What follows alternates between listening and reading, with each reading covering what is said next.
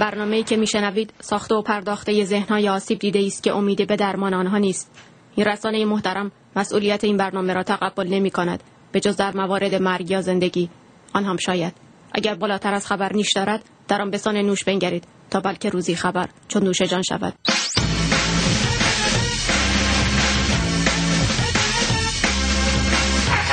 رهبران جمهوری اسلامی از تیپ‌های مختلف و متنوعی تشکیل شدند. تیپ‌های مثل آیت الله احمد جنتی دبیر شورای نگهبان که نه فقط برای جمهوری اسلامی بلکه برای هر نظام الهی میتواند مایه فخر و مباهات باشد. من شب قرص بده، شب کفن کن، شب خنود کن، شب به خاک بزن. چرا تو میخوای شب به خاک سپار نمیشی؟ چرا نمیخوای؟ یک موقعی فکر نکنید آیت الله جنتی اشک در مشک دارد. لازم است زجه های دردمندانه اش را شنید که وقتی لحنش عوض شد یک موقع وحشت نکنید. من نمیفهم این روزنامه از کجا الهام میگیرن. خجالت بکشید، انصاف داشته باشید. اصلا ویژگی برجسته آیت الله جنتی همانا قاطعیت و شدت عمل او در برخورد با دشمنان اسلام و انقلاب است. صفتی که برگرفته از فرزندان راستین انقلاب اسلامی است. هویدا اومد توی جلسه 4 تا کلمه با صحبت کردن، همین مقداری صورت ظاهری، بعدم بلافاصله با یک گلوله خلاصش کردن. این راه کار اینه. آیت الله جنتی این شدت عمل انقلابی را هنوز هم در برخورد با مفسدان فی الارض حفظ کرده است. آفرین بر دستگاه قضایی ما، آفرین بر نیروی انتظامی ما. این عده‌ای را که اعدامشون کردن، این از بهترین کارهای انتظامی و سیاسی و و حتی فرهنگی بود که انجام گرفت. باید اگر علی علیه السلام بود بیش از اینا اعدام میکرد. خیلی‌ها با آیت الله جنتی ایراد گرفتند که چرا با مایه گذاشتن از پیامبر و ائمه اطهار خط امام راحل را با این گفته ها بد جلوه میدهد. غافل از این که گفته های آیت الله جنتی نه فقط برگرفته از خط امام بلکه نقل مضمونی است از کلام امام. اینا باز توجه ندارن که اسلام در این حالی که تربیت است، لکن اون روزی که فهمید قابل تربیت نیست 700 نفرشون را در یک جا در یهود بنی قریظه را در حضور رسول الله میپوشن، گردن میزنن به امر رسول الله.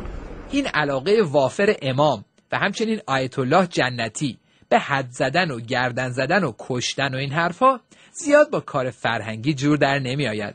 اصلا گویی فرهنگ سازی یه جورایی وقت تلف کنی است. اگر ما بخوایم با مشروب خار مبارزه بکنیم چیکار میکنیم؟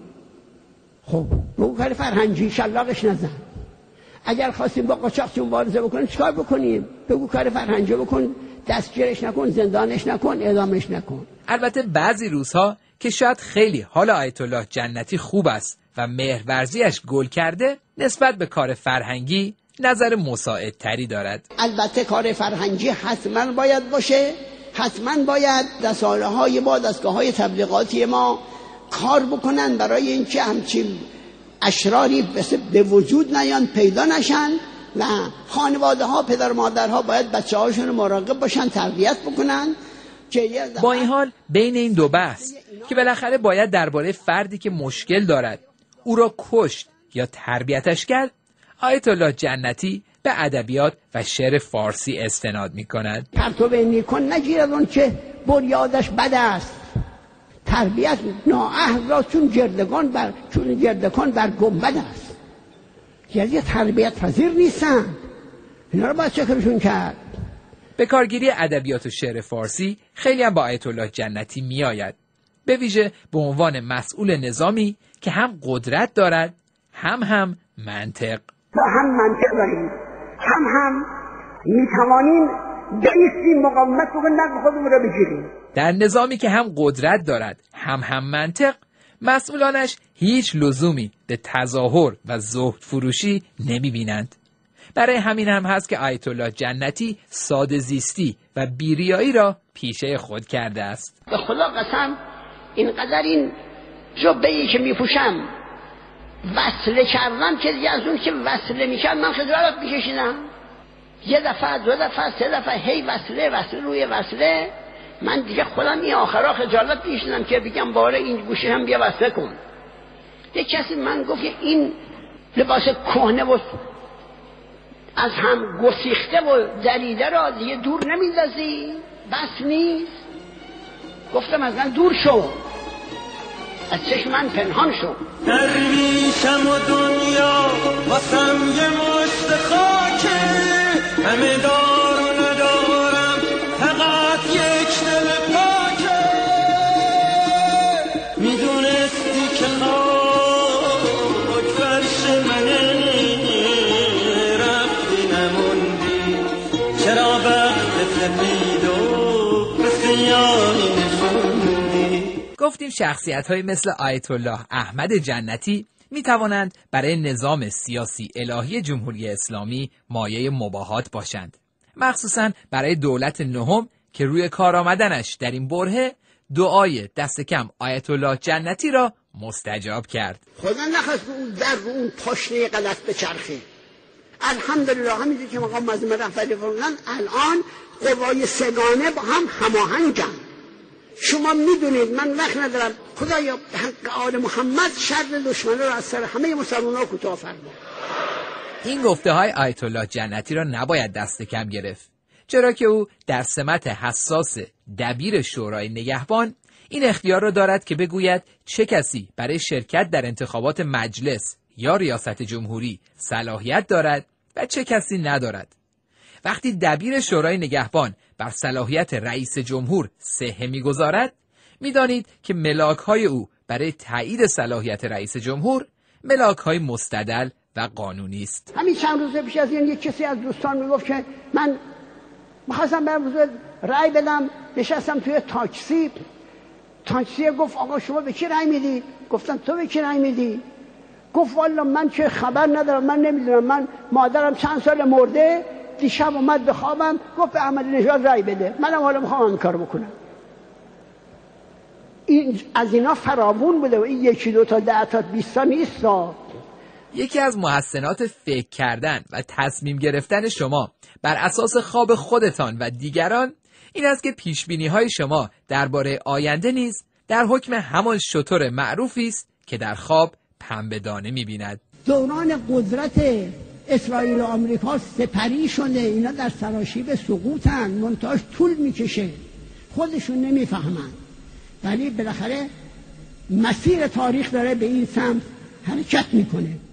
به خاطر همین درایت و درک بالا از اوضاع جهانی است که آیت الله جنتی تحریم‌های بین‌المللی علیه ایران را بسیار مفید می‌داند، زیرا معتقد است این تحریم‌ها کمک می‌کند تا ایرانی‌ها مثل عرب‌ها فقط به فکر خوردن و خوابیدن نباشند. اگر این تحریم نبود، مثل این کشورهای عربی که الان نشستن آب و نونشون رو از خارج بهشون میدن، تخت خوابیدن اونجا بذارن میخورن و میخوابن. مطمئناً خوردن و خوابیدن در تشکیلات شورای نگهبان کار خوبی نیست، چرا که بودجه رو به افزایش این شورا از محل بیت المال که مرتباً چند برابر هم می شود جای برای تنبلی نمی گذارد. تنبلی و سستی نه در شورای نگهبان جای دارد، نه در هیچ دستگاه دیگر نظام، که اگر هم آیت الله جنتی در آن دستگاه سمتی نداشته باشد ولی مواظب است بگیر و ببندها در آنجا متوقف نشوند. یه رسانه‌ای که بر مرجع ذی‌صلاح با دلیل‌های متقن و شواهد و قرائن فراوان گفته این باید درش بسته بشه، درش بستن، باز از یه جای دیگه که باید عدالت اجرا بکنه بیاد در اینجا رو بکنن. فقط اگر روزی دستتان به جایی بند شد و اختیار عزل و نصب افراد رو پیدا کردید، یادتان باشد آیت الله جنتی را مسئول گفتگو بین ادیان و مذاهب الهی نکنید، زیرا انگار وقتی چشمش به یهودیان میافتد یاد یهودیان خندق و خیبر و شمشیری میافتد که حساب آن یهودیان را رسید. خدا داره به وسیله یکی از فرزندان علی که در مقابل فرزندان معنوی و جسمانی مرحب خیبری ایستاده، خاطرات اول تاریخ اسلام را زنده می کند. خاطرات مقابل علی علیه السلام و یهودان خیبر و یهودان خندق را زنده می کند.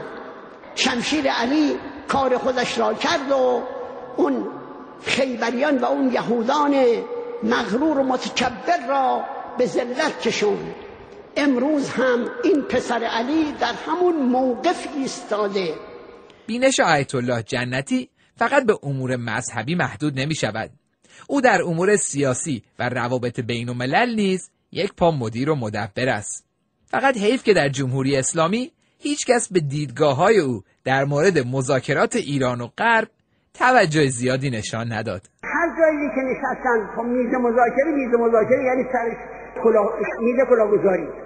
کاش الفا نگفته بودیم تا یه هم نمیرفتیم. حالا الفا گفته ایم لااقل تا همین به و ته و سه تمومش بکنیم. برای آیت الله جنتی چنین سرسختی در برابر غرب بی‌دلیل نیست. آیت الله جنتی بهتر از هر کس، حتی بهتر از آنهایی که برخلاف او در غرب زندگی کردند، می‌داند که این غربی‌ها کوچکترین بوی از کمک به یکدیگر و انسانیت نبردند. هر کسی که با غرب آشناست اینو میدونه، جزء واضحات و بدیهیاته که اگر یه کسی یه جای تو بیابون راه مونده باشه، ماشینش پنچر شده باشه، نمیدونم یه عیبی پیدا کرده باشه، یک نفر احوالش نمیپرسه.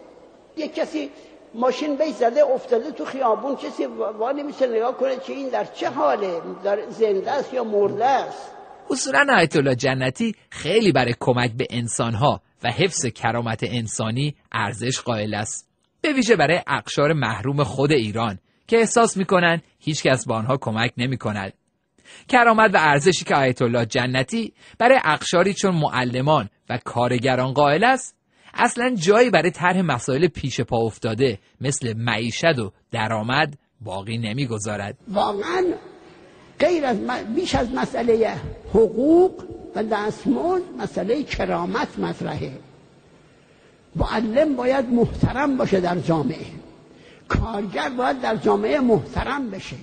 خب دیگه، اگه بعد از آشنایی با آیت الله احمد جنتی و افکار و مرامش بی اختیار خواستید هرچه فحش داشتید نثارش کنید، باید بدانید که آیت الله جنتی اصولاً فحشخوری را لازمه انجام کار درست و اصلاحی می‌بیند. اگر آدم خواست کار اصلاحی بکنه باید فحشخور باشه.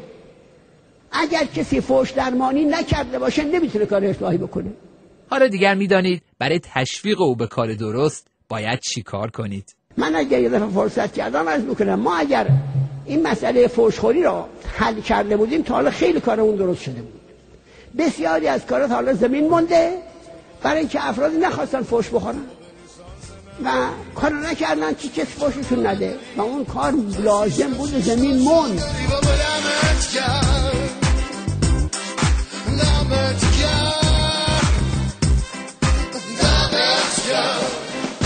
تو بهتری تو محشری عاشقتم جن و پری هر مدلی حساب کنی از ما یه جورایی سری